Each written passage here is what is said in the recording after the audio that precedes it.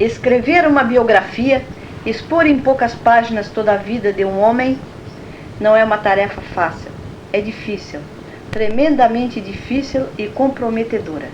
Narrar fatos cronologicamente é fácil, porém estes fatos pouco dizem da pessoa que os viveu. Ver com sentimento, com amor, com paixão, a pessoa que a nós está tão intimamente ligada é humano. Mas é necessário colocarmos-nos como espectadores e analisar a vida e a obra. Elogios são banais, são usados e abusados, são matéria de fácil utilização para qualquer um. As palavras, quando não se baseiam em obras, são efêmeras, permanecem no tempo, no passageiro, são frutos da vaidade humana. O que fica de alguém, o que interessa de uma pessoa que viveu e amou como todo ser humano, que sofreu todos os problemas, todo o drama de outro homem igual, que foi em suma um homem, é o pensamento, são as ideias. Sua contribuição para a humanidade foi o pensamento que projetou. Seguindo esta norma, que para nós é primordial, apresentamos esta breve nota biográfica de Mário Ferreira dos Santos. Todo homem deve viver e morrer como um guerreiro. Palavras suas, que traduzem toda uma vida. O homem deve lutar por suas ideias, porém como é difícil.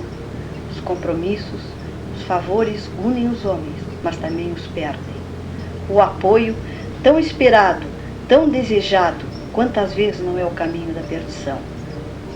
Como é fácil o caminho onde não há obstáculos. Expor suas próprias ideias, sem compromissos alheios, sem favores a pagar, expô-las, defendê-las, prová-las, exige um espírito extraordinariamente forte. Nunca ocupei nenhum cargo em nenhuma escola por princípio. Deliberei desde os primeiros anos tomar uma atitude que consiste em nunca disputar cargos que possam ser ocupados por outros. É uma questão de princípio. Sempre decidi, para mim, criar o meu cargo, a minha própria posição, construir para mim a própria situação e não ter de ocupar o lugar que possa caber a outro. O meu lugar seria o meu lugar, criado por mim, para mim mesmo, por isso não disputo, nem nunca disputei, nem nunca disputarei qualquer posição que possa ser ocupada por quem quer que seja. Em suma, a minha vida em síntese é simplesmente esta. Essas palavras de Mário Ferreira dos Santos dizem tudo, determinam um princípio de conduta, sintetizam uma norma de vida. Nasceu em 3 de janeiro de 1907 em Tietê, estado de São Paulo, filho de Francisco Dias Ferreira dos Santos e de Maria do Carmo Santos. Tinha 4 anos de idade quando os pais fixaram residência na cidade de Pelotas, estado do Rio Grande do Sul. Foi nesta cidade que fez seus primeiros estudos, no ginásio Gonzaga, que então era dirigido pelos padres jesuítas. Desde jovem revelou aquela insaciável sede de conhecimento que o acompanharia por toda a vida. O eterno viandante pelos caminhos do mundo, em busca de respostas que satisfizessem a sua grande ânsia de alcançar a sabedoria. Deve ressaltar-se nesta época a figura simpática de Padre Burr, seu professor de filosofia, que lhe chamou a atenção para a necessidade de um método seguro, que mais tarde culminou com a criação de uma metodologia própria, a dialética concreta. Foi com jesuítas que recebeu a orientação filosófica que norteou seu pensamento. São dele estas palavras. Com os jesuítas, desde o início, recebi a orientação que me aproximou da filosofia positiva, e dela fiz a espinha dorsal da estrutura filosófica que hoje tenho, a filosofia positiva e concreta. Positiva no sentido da filosofia que parte e permanece na afirmação, no que constrói, que pertence a todos os grandes ciclos culturais da humanidade, mas que encontrou o seu desenvolvimento máximo no pensamento grego e a sua coroação no pensamento ocidental, sob as linhas, sem dúvida, criadoras e analíticas da escolástica. Dedicava-se desde então, com grande intensidade, a todas as atividades culturais. Colaborava assiduamente no jornal do colégio Escrevia e ensinava peças teatrais, salientando-se já pelo espírito combativo e inovador. Ingressou na Faculdade de Direito de Porto Alegre, obedecendo ao desejo do pai e à tradição da família. Sentia forte inclinação para a medicina, tendo mesmo cursado o primeiro ano desta faculdade. Obrigado, porém, a optar, decidiu-se pelo direito. Suas primeiras atividades jurídicas revelaram-no como um grande tribuno, orador brilhante, dotado de excepcional capacidade de argumentação. Casou-se em 1929 com Dona Yolanda Lullier, de cujo casamento nasceram 2 filhas, Yolanda e Nadiejda. Formou-se em 1930 em Direito e Ciências Sociais pela Faculdade de Direito de Porto Alegre.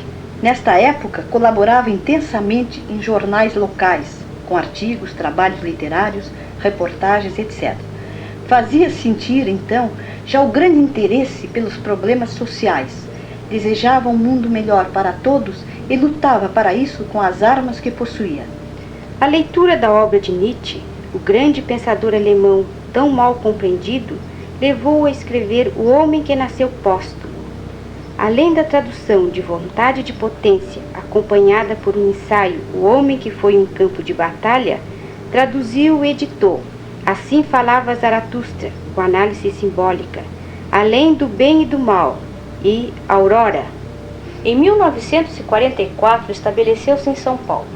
Espírito independente que fugia de toda participação nas rodas literárias, passou muitos anos dedicando-se ao magistério particular.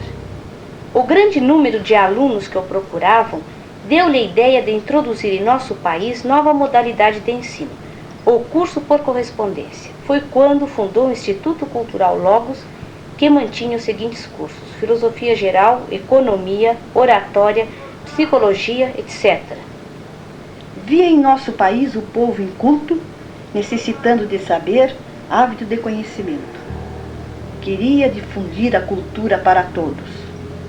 Com este objetivo, escreveu várias obras de divulgação popular, livros de bolso vendidos em bancas e livrarias. Grande orador, tribuno convincente, realizou inúmeras palestras, conferências, discursos que a todos empolgavam.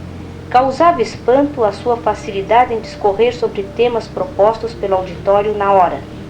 Solicitado por aqueles que desejavam aprender esta nobre arte, publicou os livros Curso de Oratória e Retórica, Técnica do Discurso Moderno e Práticas de Oratória.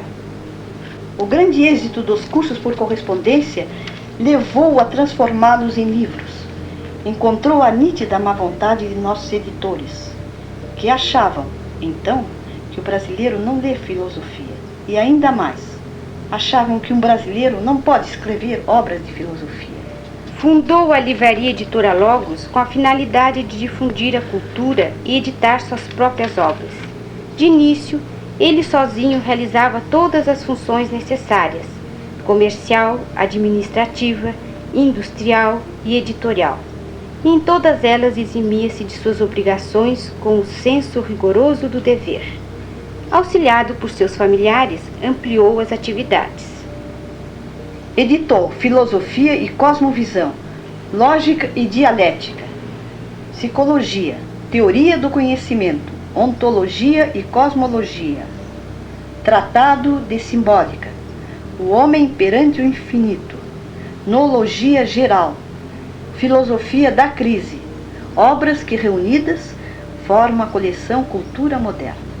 As nossas editoras, até então, continuavam praticamente no mesmo sistema tradicional de vendas, bitoladas nos padrões usuais.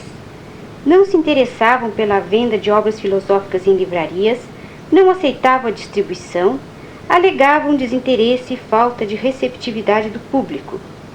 Lutando contra todos esses obstáculos, o próprio autor, forçado pelas circunstâncias, lançou-se à luta comercial. E também aí sua atuação foi marcante. Estabeleceu um sistema inédito no comércio do livro, a venda no crediário. Contra a opinião geral de todos, que prenunciavam um completo malogro da nova iniciativa, obteve um êxito extraordinário. A venda de livros atingiu a números que jamais se poderia calcular. várias edições foram publicadas em poucos anos. Fato inédito e que provou que o brasileiro também quer saber, que o brasileiro também pensa, que o brasileiro também lê filosofia.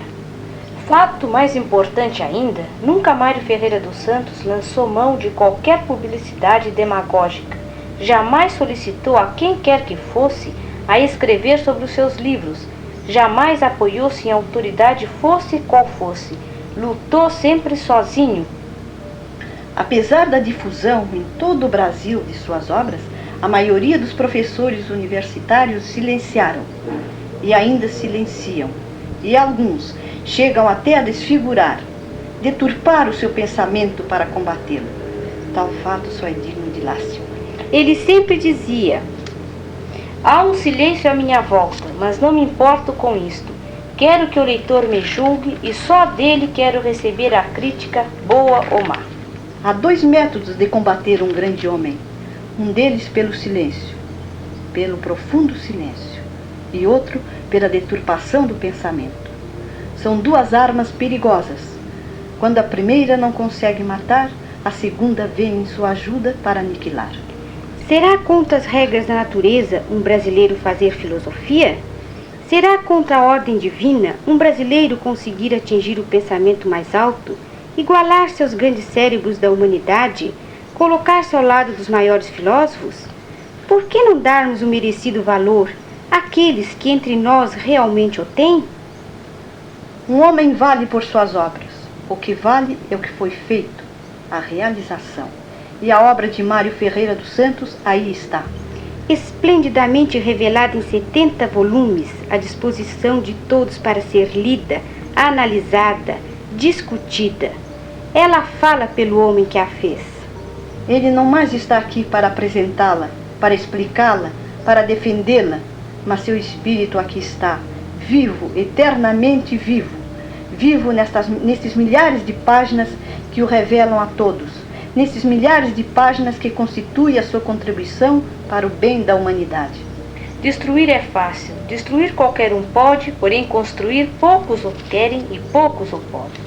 Ele sentiu o grande drama do homem, ele sofria em suas carnes a tremenda tragédia humana, e a caridade, a sincera caridade, norteou sempre sua vida, sua obra.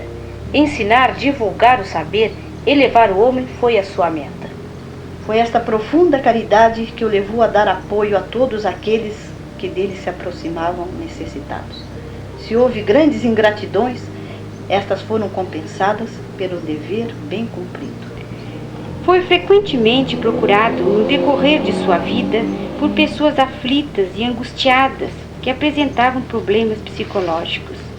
Sua palavra otimista, amiga, penetrava até o fundo da alma, e não foram poucos aqueles que a ele devem sua integração, sua recuperação. Era constantemente solicitado, através de cartas, a dar conselhos, a resolver problemas, ensinando as pessoas a compreenderem a si próprios, segundo um método que criara e que já dera resultado em vários casos particulares, o de reintegração pessoal, escreveu: Curso de Integração Pessoal e Convite à Psicologia Prática. Em 1957, publicou Filosofia Concreta, novo marco no pensamento filosófico. Esta obra, que deveria ser estudada e criticada pelos nossos intelectuais, não teve nenhum comentário. Fez-se completo silêncio à sua volta. Se chamamos atenção para esse fato, é porque o lastimamos profundamente. Ele apenas revela a incapacidade de nossas chamadas elites intelectuais. A filosofia concreta não é um acumulado de aspectos julgados mais seguros e sistematizados numa totalidade. Ela tem sua existência autônoma, pois seus postulados são congruentes e rigorosamente conexionados uns aos outros. O valor do pensamento exposto neste livro não se funda no de autoridades várias da filosofia. A autoridade, e a única que a aceita, é a dada pelo próprio pensamento. Quando se em si mesmo encontra sua validez, a sua justificação, pois cada uma das teses expostas e apresentadas neste livro é demonstrada pelas diversas vias pensamentais que são propostas. O interesse pelas ideias sociais, já manifestado na juventude, foi uma constante com altos e baixos durante toda a vida. Este interesse foi altamente benéfico, pois foi o móvel que o levou a dedicar-se e aprofundar-se intensamente nas mais variadas correntes ideológicas, conseguindo uma ampla visão que se concretizou na colocação das questões sociais em base fortemente filosóficas, fugindo das meras opiniões que trazem como decorrência natural a confusão de ideias. Escreveu e publicou a coleção Problema Social. A importância desta obra está na nova colocação e na nova visualização dos problemas históricos sociais. Um novo marco no pensamento filosófico foi estabelecido em 1967 com a Matese da Filosofia Concreta, que completava o trabalho iniciado em Filosofia Concreta. Publicou Sabedoria dos Princípios e Sabedoria da Unidade, seguido pela publicação póstuma de Sabedoria do Ser e do Nada. Há necessidade de ressaltar aqui uma das críticas constantemente feitas a Mário Ferreira dos Santos, a sua extrema fertilidade e produtividade, que causa estranheza a muitos. Realmente, os tipos enciclopédicos são raros na história, mas acontecem. É inerente ao filósofo a capacidade de abranger pela universalidade a particularidade. Ele mesmo disse: que filósofo seria eu se não pudesse tratar filosoficamente de cada ciência? Acreditava nas grandes possibilidades do pensamento brasileiro. São suas estas palavras. Todos aqueles que no Brasil revelaram possuir mente filosófica e não foram muito numerosos, mas contudo foram brilhantes, tenderam sempre para um pensamento de caráter sintético, isto é, não ficaram totalmente dependentes das correntes filosóficas europeias. Sempre houve entre nós o desejo de abarcar o universal, e esta característica é naturalmente justa e própria de um povo que vive em si mesmo o universal. Por isso o Brasil é, dos países atualmente existentes, aquele que está melhor capacitado para uma filosofia universalizante, ou pelo menos para uma nova linguagem filosófica capaz de unir o pensamento que divergiu tão profundamente no campo já esgotado do pensamento europeu. Aqueles que não pensam assim, que não admitem essa possibilidade para nós, que continuem vivendo o seu modo de pensar. Nós preferimos, porém, divergir. Foi por amar tão profundamente a pátria e por amar, acima de tudo, a sabedoria, que sua vida foi marcada pela luta constante, contra todas as ideias negativas, contra todos que destroem em vez de construir, contra tudo que diminui o homem em vez de elevá-lo. O homem é um fim e não um meio. Utilizá-lo, transformá-lo em peça de um mecanismo, é ofender a sua dignidade. Finalizando, nosso maior desejo é que daqui desta faculdade, a única na qual ele realmente desejou lecionar, seu pensamento possa ser projetado para o mundo. Seus primeiros passos na vida foram guiados pelos jesuítas.